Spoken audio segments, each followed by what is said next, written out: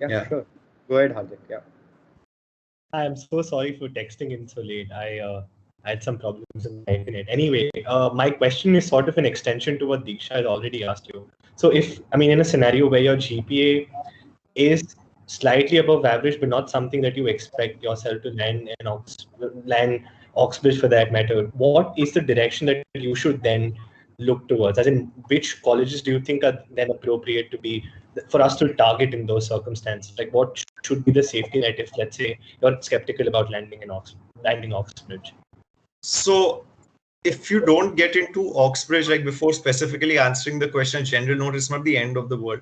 One very important thing is you will be studying the same reading materials, right? The faculty will be good at every place. You will get good facilities at every place. The only difference is going to be in terms of some sort of a brand name. But say if you're coming back to India or going at another place and you say you've done a master's from King's College or done it from LSC, and not from Oxford and Cambridge, it's not going to make a lot of difference to your employment opportunities, right? So to specifically answer Hardik's question, I think in UK, as I mentioned, target 4 places at the very least. As a baseline, target 4 institutions, Cambridge, Oxford being 2 of them, the other 2 being King's College London and London School of Economics, where they will be not that obsessed with your ranks, but which are equally, they are equally good schools in terms of the faculty and the quality of education and the study material and course outlines you have. And they are not as competitive as Oxford and Cambridge too. I have professors and I've been taught by those who've done their masters from King's and LSE, and I've learned a lot from them. So of course, that is not something that's going to make a huge difference. Target these 4 for UK. I'm sure if you don't make it to Oxford, Cambridge, you might get into LSE or you might get into King's College London. Good institutions, not that competitive. At the same time, having a good brand value as well.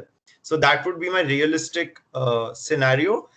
If you really want to take no chances at all, then the other universities are SOAS, which is School of Oriental and African Studies in UK, University College London, Queen Mary University London, Warwick College, Sheffield and Leeds. But in terms of ranking, they don't do as well as Cambridge, Oxford, King's and London School of Economics. So choose these only if you get an incredibly high financial deal in terms of the tuition fee and scholarships. But I don't think you might have to go down to that. King's College and LSE have very good brand name, and they're not as competitive and as rank obsessed as Cambridge and Oxford.